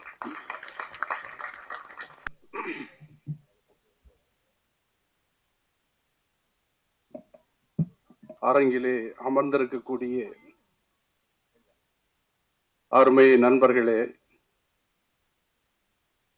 மேடையிலே அமர்ந்திருக்கக்கூடிய கலைத்துறையிலே தங்களை எல்லாம் ஈடுபடுத்திக் கொண்டு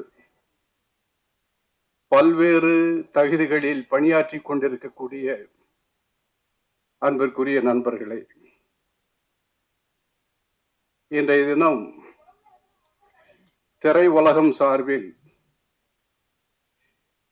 இசை தட்டை வெளியிடுகின்ற ஒரு நிகழ்ச்சியில் கலந்து கொள்வதற்காக என்னை அன்பிற்குரிய செல்லகுமார் அவர்கள் அழைத்ததன் பேரில் நானும் அன்பிற்குரிய மாவட்ட நீதிபதியாக பணியாற்றிய கணேசன் அவர்களும் இங்கே வந்திருக்கின்றோம்.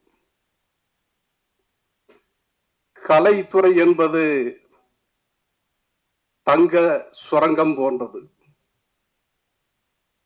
இதிலே திறமை உள்ளவர்கள் எப்படி சுரங்கத்திலே வெட்டி வெட்டி எடுக்கின்றார்களோ அதை போல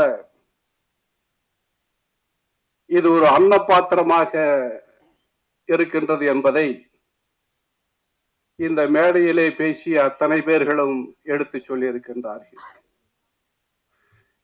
இதனுடைய தயாரிப்பாளர் அன்பிற்குரிய செல்வகுமார் அவர்கள் நீதித்துறையிலே பணியாற்றி ஓய்வு பெற்றதற்கு பிறகு தன்னை கலைத்துறையிலே ஈடுபடுத்திக் கொண்டு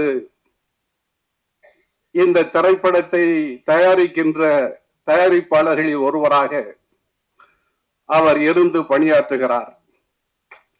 அவருக்கு என்னுடைய வாழ்த்துக்களை நான் தெரிவித்துக் கொள்வதிலே மிகவும் மகிழ்ச்சி அடைகின்றேன்.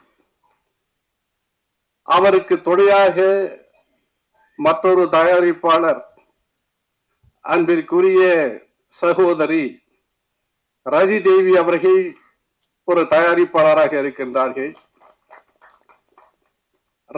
ரதி தேவி அவர்கள் தன்னுடைய குடும்பத்தையே இந்த மேடையில அழைத்து தன்னுடைய மாமியாரை பெருமைப்படுத்துகின்ற ஒரு நிகழ்ச்சியை இங்கே உங்கள் அனைவருடைய முன்னிலையிலே செய்து காட்டினார்கள்.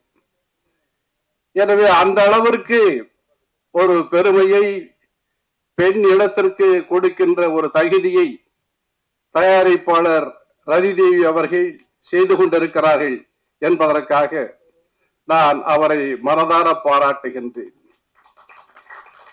இந்த படத்தினுடைய இயக்குனர் அன்பிற்குரிய பாலா அவர்கள் 14 திரைப்படங்களை இதுவரையில் எடுத்திருக்கிறேன் என்கின்ற ஒரு நிகழ்வை நம்மிடத்திலே சொல்லி இருக்கிறார்கள். எனவே கதைதான் அடித்தளமாக இருக்கிறது என்பதை பற்றி இங்கே பேசிய அருமைக்குரிய சிறப்பு நடிகர் செந்தில் அவர்கள் சிரிப்பிலே வரலாற்றை படைத்த, தமிழ் சினிமாவிலே வரலாற்றை படைத்த நடிகர் செந்தில் அவர்கள் குறிப்பிட்டிருக்கின்றார்கள். எனவே இந்த திரை உலகம் வருமானம் செய்வதற்காக மட்டுமல்ல, இந்த உலகத்திலே எத்தனையோ பேர்கள் தங்களை இணைத்துக் கொண்டு தங்களுடைய வாழ்வை வளமாக்கி கொண்டிருக்கக்கூடிய ஒரு அமைப்பு தான் இந்த சினிமா உலகம் என்பது. எனவே அந்த சினிமா உலகத்திலே ஈடுபட்டு கொண்டிருக்கக்கூடிய உங்கள் அனைவரையும் வாழ்த்துகின்றேன், வரவேற்கின்றேன். உங்களுடைய பணி மென்மேலும் சிறக்க என்னுடைய வாழ்த்துக்களை தெரிவித்துக் கொள்கின்றேன். இந்த படம் வெற்றி அடைய என்னுடைய வாழ்த்துக்களை தெரிவித்துக் கொண்டு அமைகின்றேன். நன்றி, வணக்கம். நீதியரசர் எஸ்கே ஐயா அவர்கள் உள்ளிட்ட மேடையில் அமர்ந்திருக்கும் முக்கியஸ்தர்களுக்கும் என்னுடைய உறவினர்களுக்கும் மாலை வணக்கம் தெரிவித்துக் கொள்கிறேன். பாலா அவர்கள் சொன்னதை போல சினிமாவுக்குள் மாட்டிக்கொண்டு கட்டிக்கொண்டாலும் கட்டிக்கொண்டு மாட்டிக்கொண்டாலும் கட்டுண்டு கிட,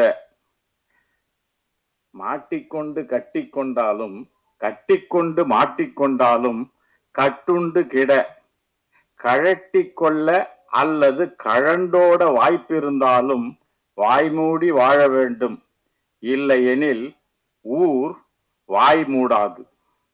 ஆதி காலந்தொட்டு இன்னும் பல கோடி நூற்றாண்டு வருணும் அடங்கல் அடங்காமை, இன்னும் பல கோடி நூற்றாண்டுகள் வரினும் அடங்கல் அடங்காமை, திருப்தி அதிருப்தி இல்லாத உறவுகளே இல்லை. கணவன் மனைவி என்பது உறவெனும் கட்டுப்பாட்டிற்குள் வாராதெனினும் கட்டுப்பாடற்ற அலப்பறைகள் இப்பள்ளி அறைக்குள் தான் என்பதை சினிமாவை மணந்தவர்களுக்கு ஒரு பாடமாக பாலா அவர்கள் எடுத்துவிட்டு சென்றுள்ளார்கள்.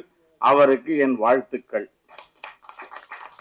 இந்த படம் நீதியரச பெருந்தகை, நீக்கு நீ கால நீட்டல, நீ நீதி நீதிபதி நிதிபதி நிதிபதின்னு சொல்றேன். எங்க ஐயா நிதிபதியே கிடையாது, எங்க ஐயா நீதிபதி. கொம்பு கொஞ்சம் நீட்டணும், ரைட்டா? நீதியரச பெருந்தகை எப்பொழுதும் வாய் வழியாக வார்த்தைகளை அள்ளிவிடும் வாய்ப்பேச்சலர் அல்ல. இதயத்திலிருந்து எல்லோரையும் இதயபூர்வமாக வாழ்த்தும் ஒரு மாபெரும் பெருந்தகை அவர்கள். நான் அவரால் வாழ்ந்தவன் என்ற முறையில், வாழ்க்கையை அவர் மூலமாக கற்றுக்கொண்டவன் என்ற முறையில், சகோதரர் அன்பு செழியனுக்கு அவரை பற்றி தெரியுமோ தெரியாதோ என்னிடம் கேட்டு தெரிந்து கொண்டார் அன்பு செழியன் அவர்கள். அது நீதியரச பெருந்தகை அன்பு செழியன் அவர்கள் கோயம்புத்தூரில் தான் சம்மந்தி ஆகியிருக்கிறார் என்பதை நான் தெரிந்து கொண்டேன். அவர் சம்மந்தி கோயம்புத்தூரில் இருக்கிறார். அவர் எனது நண்பர். சிறிய படங்கள் பெரிய படங்கள் எதுவுமே அல்ல, எல்லா படங்களும் பாடங்கள் தான்.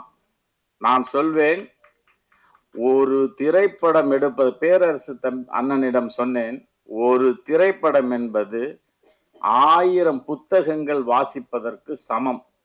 1000 புத்தகங்கள். அவரு நம்ம செந்தில் அண்ணனை வந்து சொல்லும் போது, எங்க நீதியரச பெருந்தகை அவர்கள் செந்தில் அண்ணனை சொல்லும் போது சொன்னாரு, எல்லோரும் சிரிப்பு நடிகர் என்று உரைப்பார்கள், நீதியரச பெருந்தகை சிறப்பு நடிகர் என்று அவருக்கு அவருடைய பெருமையை உச்சத்துக்கு கொண்டு சென்று செந்தில் அண்ணனை உச்சி முகந்தது அவர் நீதியரச பெருந்தகையின் பெருந்தன்மை, மாண்பு. இந்த படம் சின்ன படம் அல்ல, சிறியோர்களால் தயாரித்த படமும் அல்ல. கதை, அண்ணன் சொன்னார் பாருங்க, கதையை சரியாக பார்த்து கொள்ளுங்கள், மற்றவை தானே தேடிக்கொள்ளும் என்பது விதி. இந்த பொது விதியானது எப்பொழுதும் மாறாது. இது நேரம் கடந்து விட்டது. இந்த படக்குழுவினர்களுக்கு என்னுடைய அன்பையும் என்னுடைய வாழ்த்துக்களையும் பெரிய வெற்றி பெற வேண்டும் என்ற என்னுடைய பேராவையும் தெரிவித்து வாய்ப்பு அளித்த அனைவருக்கும் நன்றி கூறுகிறேன். எனது நண்பர் உறவினர் செல்வகுமாருக்கும் எனது தோழி ரதிதேவி அவர்களுக்கும் என்னுடைய சிறப்பு வணக்கத்தையும் அன்பையும் தெரிவித்துக் கொள்ள அமர்கிறேன். வணக்கம். அனைவருக்கும் வணக்கம். சிவசம்போ ஆடியோ வெளியீட்டுக்கு வந்திருக்கக்கூடிய அத்தனை அன்பு உள்ளங்களையும் அன்போடு வருக வருக வரவேற்று. கேட்கலையா? அப்போ ரொம்ப கேட்டுச்சிட்டீங்க, இப்போ கேட்கவே இல்லைங்க. மணி 9 ஆச்சு, நம்ம கேட்டானே கேட்கட்டானே. ஆமாம், செந்தில் நம்ம யோசிச்சுட்டே இருக்காப்புல, இதுக்கு தலை 5 மணிக்கு வர சொன்னீங்களா நீங்கள் அப்படின்னு சொல்லி என்ன யோசிச்சுட்டே இருக்காப்புல. வந்தவங்க ஏன்ட்ட கேட்டாங்க, தம்பி நீங்கள் எத்தனை மணிக்கு வரேன்னு சொன்னீங்க அப்படின்னு. ஆமாம், நான் ஒரு ஈஸியரில் பாட்டிட்டேன் அப்படின்னு. அதே போல் 4:30 மணிக்கு வந்த காத்திருந்தேன், உங்களால் கடுப்பேற்றிடக்கூடாது அப்படின்ற ஒரே காரணத்துக்காக நான் என்னெல்லாம் பேச நினைச்சேன்னா அதெல்லாம் நம்ம தில் நடராஜ் அவர்கள் பேசிட்டார். ஆமாம், எல்லாரும் பேசி என்னெல்லாம் நான் அந்த நடந்த அனுபவங்கள்லாம் சொல்லணும் அப்படின்னு ஆசைப்பட்டோமோ அது எல்லாத்தையும் தம்பியை சொல்லிட்டாப்புல. தம்பிக்கு இதுதான் முதல் படம் அப்படின்றத என்னாலே நம்ப முடியல. ஆமா, நீங்களே நம்புறீங்களா? இது தம்பி இதுக்கு முன்னாடி ஏதாவது படம் நடிச்சிருக்கியா? நீங்க தானே அண்ணாச்சி கத்து கொடுத்தீங்க. இவன் பாட்டு ஏதாவது ஒண்ணு சொல்லி விட்டு பாரு, அண்ணாச்சி அதெல்லாம் சொல்ல முடியாது அப்படிங்கிறான். அப்புறம் நம்ம பத்திரிகை நண்பர்கள்லாம் வேற மாதிரி ஏதாவது எழுதிட்டு போறாங்களா? ஏன்னா நீங்க வேற டயலாக், எவ்வளவு டயலாக் இருக்கு, அதெல்லாம் கட் பண்ணிட்டு நீ அடிச்சா தண்ணி வருமா அப்படின்னு வேற டயலாக் போட்டிருக்கீங்க.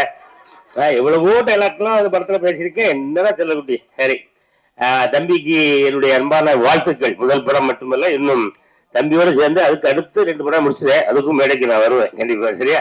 ஆமா, தம்பிக்கு வாழ்த்துக்கள்.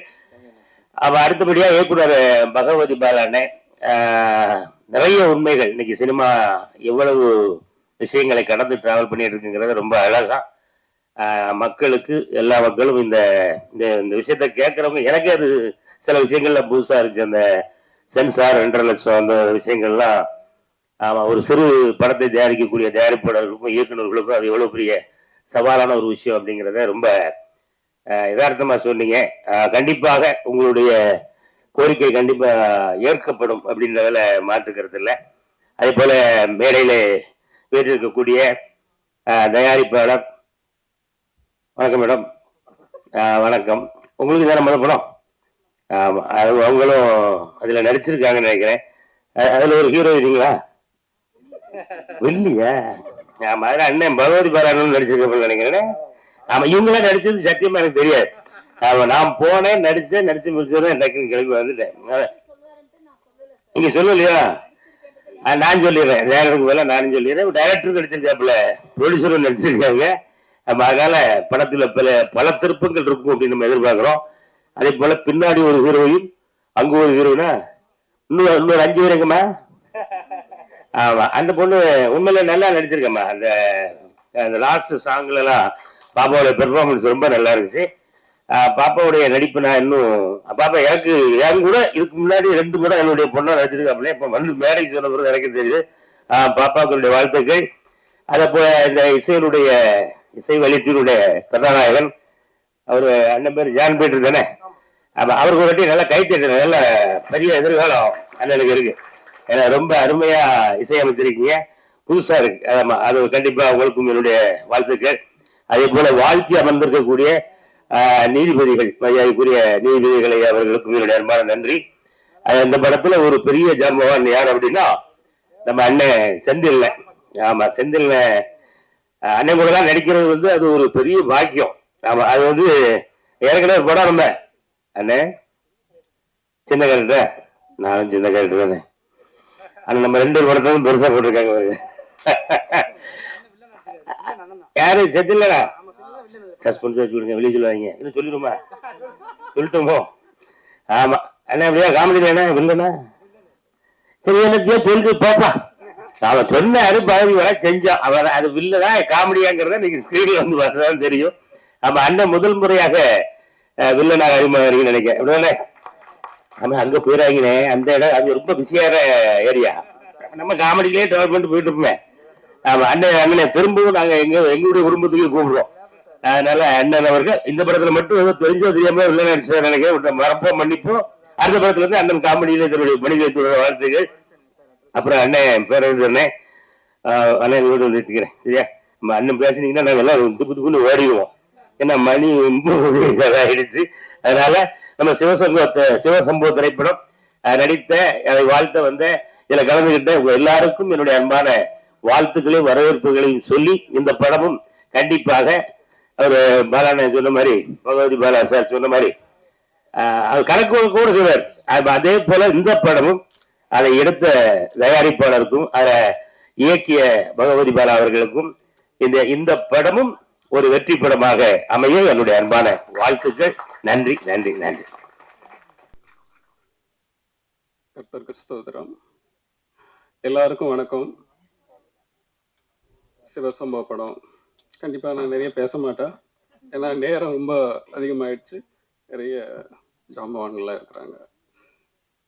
இந்த வாய்ப்பு எனக்கு அளித்த திரு பகவதி பாலா இயக்குனர் அவர்களுக்கும் தயாரிப்பாளர்கள் அவர்களுக்கும் என்னுடைய பணிவான அன்பு கலந்த வணக்கத்தை தெரிவித்துக் கொள்கிறேன். மற்ற இதில் நடிச்சிருக்கிற கலைஞர்கள் எல்லோருக்கும் என்னுடைய அன்பு கலந்த வணக்கத்தை தெரிவித்துக் கொள்கிறேன். நன்றி, வணக்கம். ஹாய், எல்லாருக்கும் வணக்கம். ஃபர்ஸ்ட் வந்து சீஃப் கெஸ்ட் எல்லாருக்கும் வந்து முதல்ல மிகப்பெரிய நன்றி சொல்றேன். ஏன்னா வந்திருக்க எல்லாருமே பெரிய பெரிய ஆட்கள். நாங்கெல்லாம் சேர்ந்து ஒரு சின்ன படம் முதல்ல வந்து அறிமுகமாகி பண்றோம். எங்களுக்கு சப்போர்ட் பண்ணணும்னு உங்க நேரத்தை ஒதுக்கி இங்க வந்திருக்கீங்க, அதுக்கு ரொம்ப ரொம்ப நன்றி. ஃபர்ஸ்ட் ஓகே, நான் எல்லாரும் பத்தி தனித்தனியா பேசணும்னு நினைச்சேன். எனக்கே பசி வந்துருச்சு, உங்களுக்கு எல்லாம் பசி வந்திருக்கும், அதனால ஷார்ட்டா சொல்லிடுறேன். ட்ரெய்லர் பார்த்திருப்பீங்க. இந்த படத்தை பத்தி சொன்னா ஒரு நல்ல காமெடியான ஒரு சூப்பரான ஒரு கதை இருக்கு. ட்ரெய்லர் வந்து நீங்க எல்லாம் பார்க்கணுங்கிறதுக்காக வந்து எங்க சார் வந்து கொஞ்சம் காமெடியாவும் அப்படி கொஞ்சம் கில்மாவா கட் பண்ணி வந்து எடிட் பண்ணிருக்காங்க. பட் அதையும் தாண்டி வந்து ஒரு செம்மையான ஒரு கதை இருக்கு. அந்த கதையை வந்து நீங்க எல்லாரும் தியேட்டர்ல பார்த்து என்னன்னு தெரிஞ்சுக்கிட்டு எங்களுக்கு வந்து சப்போர்ட் பண்ணுங்க. முக்கியமான விஷயம் வந்து நிறைய சின்ன பட்ஜெட் படம் வந்து எடுக்கிறாங்க, பட் நிறைய ரிலீஸ் ஆகாது. ஆனா இந்த படம் இந்த ஸ்டேஜ்ல இப்படி ஒரு நிலைமைக்கு வந்திருக்கிறதே வந்து எங்களுக்கு ரொம்ப பெருமையா இருக்கு. அதுக்கு முக்கியமா காரணமா இருந்த நட்ராஜ் சார், எங்க பகவதி பாலா சார், ரதி மேம், செல்வகுமார் சார், எல்லாத்துக்கும் ரொம்ப ரொம்ப நன்றி. சரி, மித்ததெல்லாம் அப்புறமா பேசலாம். தேங்க்யூ.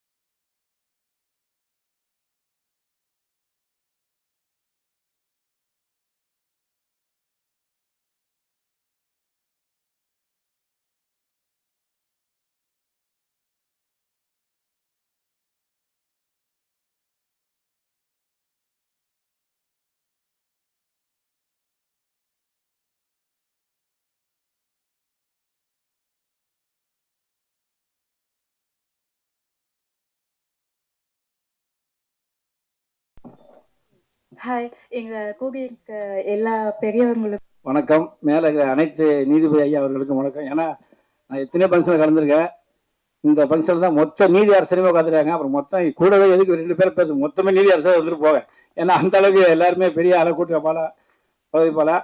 இந்த சிவசம்பவ படத்தை சொல்லணும்னா இது ஒரு பெரிய கதையை சொல்ல டைம் இல்லை. ஆக்சுவலாக இந்த சிவசம்பவ கதை வந்து பகவதி பாலா வந்து தயாரிப்பாளர் சங்கத்தில் பதிவு பண்ணியிருந்தாரு. அதே ரதி வந்து நம்ம சங்கத்திலே பதிவு பண்ணாங்க. அதை வந்து டைரக்டர் சி சுந்தர் தான் இந்த படத்தை மாலை நேரத்திலே ஆரம்பித்து இரவு நேரத்தை நோக்கி நடைபெற்று கொண்டிருக்கும் இந்த இசை வெளியீட்டு விழா தலைவர் மேடையில் அனைவரும் தலைவராகவே நான் கருதுகிறேன்.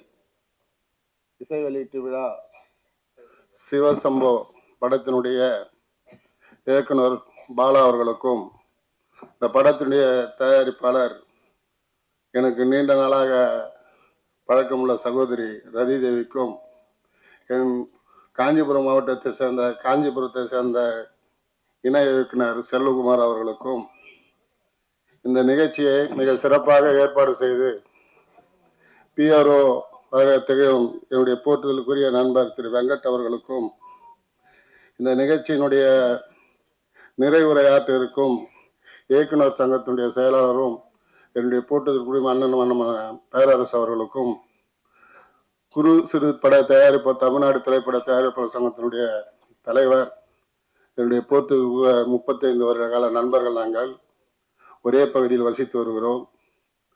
தயாரிப்பாளர் சங்கத்தில் இப்படி ஒரு குறைவான பதிவு செய்வதற்கு குறைந்த கட்டணத்தை வசூலித்து ஒரு சங்கத்தை உருவாக்கி அனைவரும் போற்றுதலுக்குரிய ஒரு சிறப்பான நிகழ்ச்சியை ஏற்பாடு செய்து கொண்டிருக்கிறார். அவருக்கு அன்பு செய்யன் அவர்கள் இப்பொழுது அன்பு செய்யனுடைய சங்கத்தை அனைவரும் பேசுகின்ற அளவிற்கு அந்த சங்கத்தை உருவாக்கிவிட்டார். நான் அவரிடத்தில் ஆரம்பத்தில் பேசும்போது 500 உறுப்பினர் இருந்தார்கள். அதான் மேடைகளை கேட்டேன் எத்தனை உறுப்பினர்கள் என்றால் 1500 தாண்டி விட்டது என்றார். மற்றற்ற மகிழ்ச்சி, அளவில்லா ஆனந்தம். இந்த திரைப்படம் நடித்த அனைத்து நடிகர் நடிகைகளுக்கும் மீண்டும் இது போன்ற சில நல்ல படங்களில் நடிக்க வேண்டும், வளர வேண்டும், வாழ்க்கையில் வளர்ச்சி அடைந்து பெற்றோருக்கு நற்பெயரை தேடித்தர வேண்டும் என்றும், இந்த படத்தை அனைவரும் திரைப்படத்தில் பார்க்க வேண்டும் என்றும், இந்த படத்தினுடைய கதாநாயகன் நடிப்பதற்கு வந்தாரா இல்லை பெண்ணை தேடி இயக்குனரை தேடி வந்தாரா என்று தெரியவில்லை. அவருடைய வெளிப்பாடு அனைத்தையும் மேடையின் வாயிலாக தெரிவித்து விட்டார்.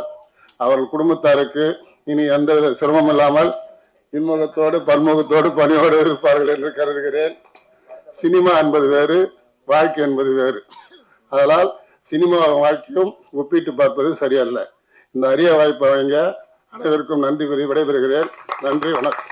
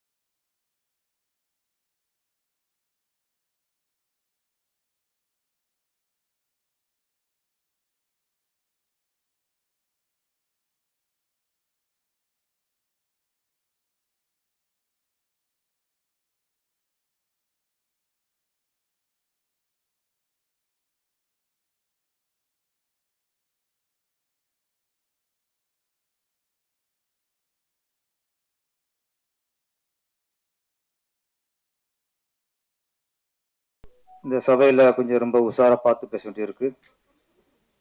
ஏன்னா என் நீதி அரசர்கள் அமர்ந்திருக்காங்க. ஆமாம், அது மட்டும் இல்லாமல் இங்கே அண்ணன் கருணாகரன் அவர்களும் அமர்ந்திருக்காங்க. ஆமாம், அரசியல் சார்ந்தவங்க கொஞ்சம் உஷாராக பேசணும். ஆமாம், கரெக்டாக குறிப்பிட்டாரு, நீதி அரசுன்னு சொல்லுங்க, நிதி அரசுன்னு சொல்லாதீங்கன்ட்டு. ரெண்டுக்கு ரொம்ப வேறுபாடு.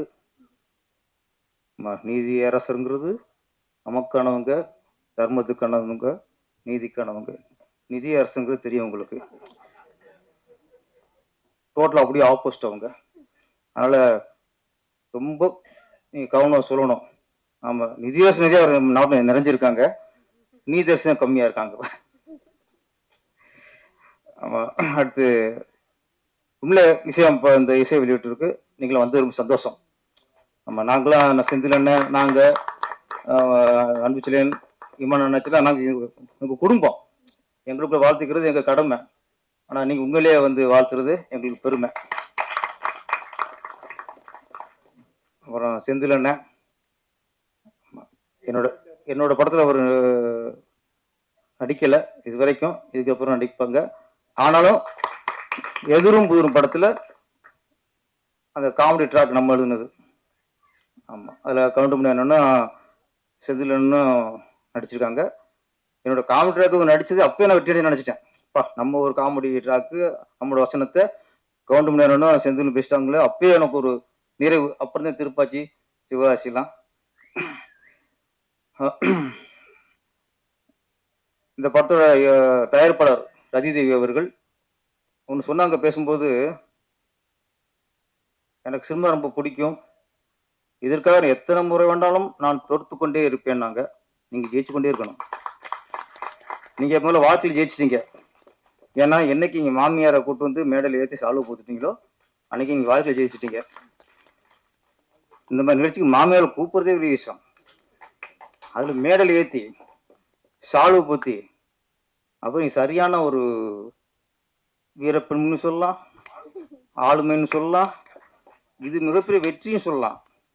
அதனால் கண்டிப்பாக நீங்கள் வாழ்க்கையிலே இந்த அளவுக்கு ஒரு சிங்கப்பெண்ணு சொல்லலாம், என்னன்னு சொல்லலாம் உங்களை. அப்படி இருக்கும்போது கண்டிப்பாக நீங்கள் சினிமாவில் வெற்றி அடைஞ்சிருவீங்க. ஹீரோ ரொம்ப ஃபீல் பண்ணார், கதாநாயகி பாவம், அவரும் பில்டப் பண்ணியிருக்காரு. ஆனால் பகவதி பாலா வந்து ஒரு விவரமான இயக்குனர். ஏன்னா ஃபர்ஸ்டே ஒன்றாவது ஹீரோ நிறுத்திட்டா ஏதோ விமர்சனம் பண்ணுவாரோ, கலர் சரியில்லை, உயரம் சரியில்லை, அவளை நான் நினைச்ச மாதிரி இல்லை, இப்படி சொல்லிடுவாருன்ட்டு ஃபர்ஸ்ட் 35 வயசுல ஒன்று, அப்புறம் 40 வயசுல ஒன்று, இப்படி காட்டி காட்டி கடைசியா எதை கட்டினாலும் ஓகேன்னு சொல்ற அளவுக்கு கொண்டு வந்துட்டு கடைசி காட்டியிருக்காரு.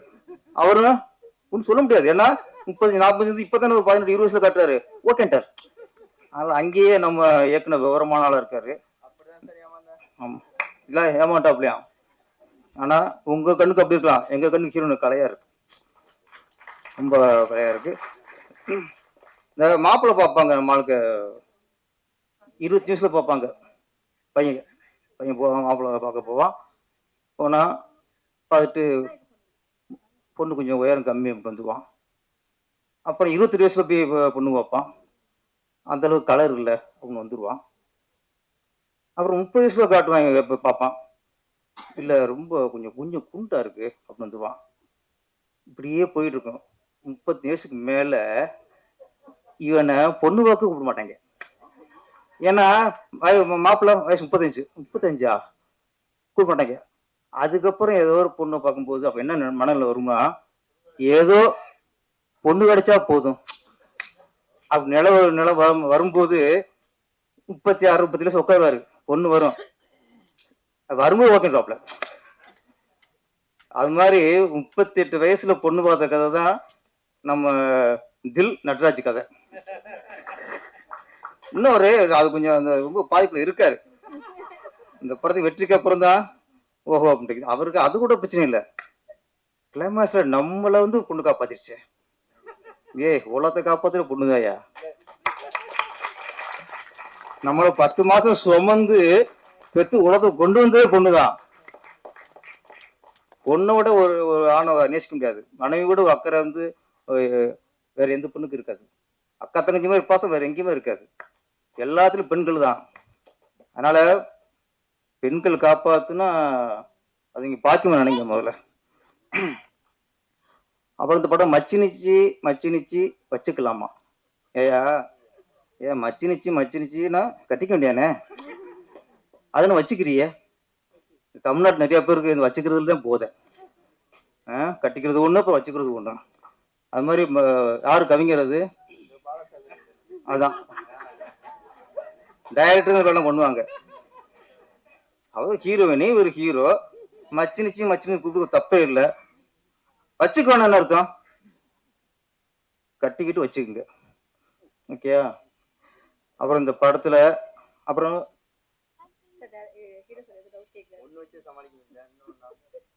பாருங்க, அது ஒன்னே சமாளிக்க முடியலையா? ஐயோ அதெல்லாம் பழகி போகும்பா உங்களுக்கு.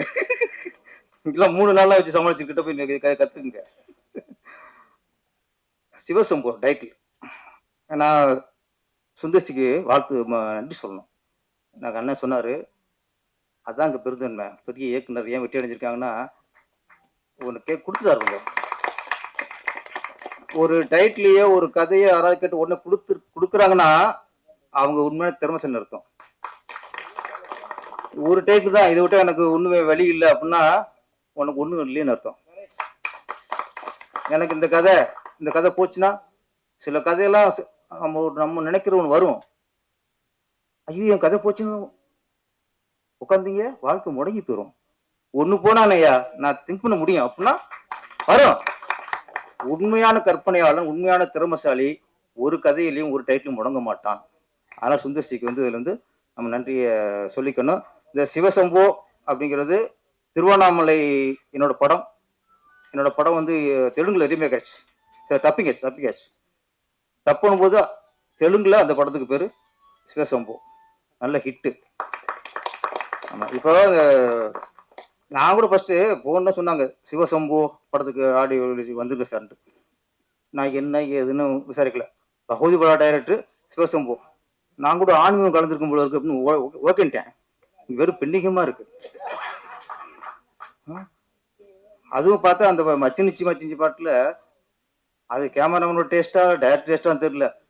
ஹீரோனுக்கு ஃபேஸை க்ளோஸ்ல கட்டின விட தொப்புல கட்டினது அதிகம். திரும்ப சாங் கூட போட்டு பாருங்க, அங்கெங்கே தான் ஹீரோயின் முகம் தெரியுது. அப்புறம் ஃபுல்லா இதுல வேற பச்சைவந்தி வேற, தொப்புள்ள பம்பரை விட்டுருக்காங்க, ஆம்லெட் போட்டிருக்காங்க. முதல்ல ஒரு பச்சைவந்தி விடுறாருங்க, அது என்ன டெஸ்ட்னே தெரியல எனக்கு. ஒரு பச்சைவந்தி விட்டு என்னன்னா தொப்புல போனா பச்சைவந்தி நிறம் மாறுதா, அந்த பொண்ணு கலர் கேட்ப மாறுதா மாறல, அது மாறல. அது வந்து மரத்துல மாறும், வயிற்று எப்படி மாறும், அது தன் மறந்துருக்கும், தன் குணத்தையே மறந்துருக்கும், மறந்துருச்சு. அதனால இந்த மாதிரி நிறைய விஷயங்கள்ல அதான் இந்த சிவசம்போன்னு நான் வந்து அப்படி நினச்சிருந்தேன், ஒரு ஆன்மீகம் அப்படின்ட்டு. இப்போலாம் அப்படி கதை டைட்டில் வைக்கிறதே கொஞ்சம் சிக்கலாக இருக்கு. இப்போ சிவசம்போ, ஓம் சக்தி, முருகா இவ்வளோ வச்சுங்களே டைரக்டர் சங்கியோன்றாங்க, சாமிக்கு பேர் ஆயிக்கிறானுங்க. இப்போ அப்படி ஆகிப்போச்சு இப்போ உலகத்தில். இப்போல்லாம் இப்போ சூப்பர் ஸ்டார் ரஜினிகாந்த் வந்து அப்போ எடுத்துட்டாரு அண்ணாமலைன்ட்டு. இப்போ எடுக்க முடியுமா? அண்ணாமலை பேர் வைக்க முடியுமா? ஓ அண்ணாமலை பேர் வச்சிருக்காரு, ஓ இவர் அந்த கட்சியோ ஒரு சங்கியோ அப்படின்வாங்க. இதுக்கப்புறம் அண்ணாமலை பேர் வைக்க முடியாது. திருவண்ணாமலை வைக்கிறது டவுட்டு தான் நம்மளுக்கு அனிமே. அந்த அளவுக்கு இன்னொரு அண்ணாமலை மேலே வந்துட்டாரா, அது எப்படி சிக்கலாக போச்சு. இப்போ இந்த சிவசம்பு, அண்ணாமலை, அருணாச்சலம், படையப்பா இதெல்லாம் நம்ம கொஞ்சம் கஷ்டம்தான். அதனால் சிவசம்பு பேர் வச்சாலும் நம்ம வந்து ஆன்மீகம் நினைச்சோம், இருந்தாலும் நல்ல விஷயம். டேரக்டர் சொல்லியிருக்காரு, பெண்கள் நம்ம நினச்சிக்கிட்டோம் பெண்கள் வந்து இன்னைக்கு விடுதலை அடைச்சிருச்சு, பெண்கள் வந்து இன்னைக்கு ஆணுக்கு நிகராக வந்துட்டாங்க அப்படின்னு நம்ம நினச்சிக்கிட்டு இருக்கோம். இந்தியா சுதந்திரம் அடைச்சிருச்சு, இந்தியா ஒரு சுதந்திர நாடு என்பது எவ்வளவு ஒரு பொய்யோ. சுதந்திரம் அடைச்சிருச்சு, சுதந்திரம் கொடுத்துட்டான், நாம சுதந்திரமா இருக்குமா? அதே மாதிரி பெண்கள் விடுதலை அப்படிதான். பெண்கள் விடுதலை நம்மளும் சொல்லிக்க வேண்டியதான், அவங்களுக்கு விடுதலை இல்லை. அன்னைக்கு காந்தியில் சொன்னாரு, சுதந்திரம் அடைஞ்சதுக்கப்புறம் காந்தியடிகள் என்ன சொன்னார், என்னைக்கு இரவு 12 மணிக்கு பெண்ணு நகையெல்லாம் போட்டுட்டு தனியாக போகிறாங்களோ, தனியாக போய் அவங்களுக்கு எந்த பாதிப்புலையோ அன்னைக்கு தான் நம்ம நாடு உண்மையாக சுதந்திரம் அடைச்சிருந்தார். இன்னைக்கு நைட்டு ஒரு பொண்ணு நகையெல்லாம் போட்டு தனியாக போச்சுன்னா நகையும் போச்சு, கற்பும் போச்சு. அன்னைக்கே நகை தான் போயிடுச்சு, இன்னைக்கு கற்பும் போயிடும். ஆனால் இன்னைக்கு நம்ம சொல்லிக்கிருக்கோம், பெண்கள் பெண்கள் தூக்கி கொண்டாடிக்கிறோம். இன்னைக்கு நாகரிகம் பெருக பெருக படிப்பு அறிவுலாம் கூட கூட அன்னைக்கு இருந்ததை விட இன்னைக்கு பெண்கள் நிலைமை மோசமாக இருக்கு. அதை ஒன்றுமோ ஒத்துக்கணும். அந்த விஷயத்தை தான் நம்ம இயக்குனர் பகவதி பாலா கூறியிருக்கிறாரு. இந்த பாட்டு ஒன்று வந்துச்சு, புரட்சி பெண்ணே புதுமை பெண்ணுன்ட்டு. கவிஞர் 4 வரிகள் சூப்பராக இருந்தாங்க. ஆமாம் மேடம், உங்கள் பேர் கவிதா குப்புசாமி. ஒரு வரிகள் அப்படியே பெண்ணினத்துக்கு எழுதப்பட்ட ஒரு வரி ரொம்ப நல்லா இருந்துச்சுமா. எனக்கு அந்த பாட்டை பார்க்கும்போது புதுமை பெண் இயக்குனர் இமயம் பாரதிராஜா அவர்கள் இயக்கிய புதுமை பெண் படத்துல ஓ ஒரு தென்றல் புயலாகி வருதே, காலதேவனின் தர்ம எல்லைகள் மீறுகின்றதோ, அந்த எஃபெக்ட். அதே மாதிரி அந்த பொண்ணு க்ளோஸ்அப், நிறைய க்ளோஸ்அப் யூஸ் பண்ணி இந்த மச்சிரு க்ளோஸ்அப் போடல, அதை இங்கே ஈக்குவல் பண்ணிட்டாரு. இங்கே க்ளோஸ்அப் தான் எல்லாங்களும். இந்த முறைக்கு இந்த பொண்ணு ரஜினாவுக்கு என்னுடைய வாழ்த்துக்கள். இந்த படம் மிகப்பெரிய வெற்றி அடைந்து கதாநாயகன் நம்ம தில் நடராஜுக்கு அடுத்த படத்துல இன்னும் நல்ல இளம் கதாநாயகர்கள் ஒரு மண்பு நிலைன்னு டைட்டில் வச்சுட்டு ஒரு படம் எடுங்க, அப்பதான் ஒரு திருப்தி அடைவாரு. பகவதி பாலா அந்த மன்மத லீலை 2 அப்படின்னு சொல்லிட்டு ஒரு 10-15 பொண்ணுல போட்டு படம் எடுத்து விடுங்க அப்படியே. ஆமா இல்ல என்ன நினைச்சுக்காத வச்சு சொல்ல முடியாது இல்ல. ஓகே இருந்தாலும் பரவாயில்ல. அப்படி இருக்கு கல்யாணம் ஆச்சா? நைட்டு கொஞ்சம் நோட் பண்ணிக்கோமா. 35-40 ஃபீல் பண்ணியிருக்காரு, நோட் பண்ணிக்கங்க. இந்த படம் மிகப்பெரிய வெற்றி அடைய வேண்டும். பகவதி பாலா 16 பெற்று பெருவாழ் வாழ்வுனாங்கல்ல, இது வரைக்கும் 16 படம் பண்ணிட்டாரு. இன்னும் நிறைய படங்களை பெற்று டைரக்டர் ராமானந்த சாருடைய பேர் அடிக்கடி இங்கே அடிபட்டது. அவர் என்னோட குருநாதர். ஆமாம் அண்ணா, உங்களை அவர் என்ன கூட சொன்னதில்லை, டைரக்டர் ராமநாதன் மாதிரி சொன்னதில்லை. ஆனால் உங்களை சொல்கிறாங்க, அது நான் பெருமைப்படுறேன். இன்னைக்கு என்னோட குருநாதர் பேர் இன்னைக்கு ஒழிச்சுக்கிட்டு இருக்கு, அதுக்கு நான் பெருமைப்படுறேன். அனைவருக்கும் நன்றி, வணக்கம்.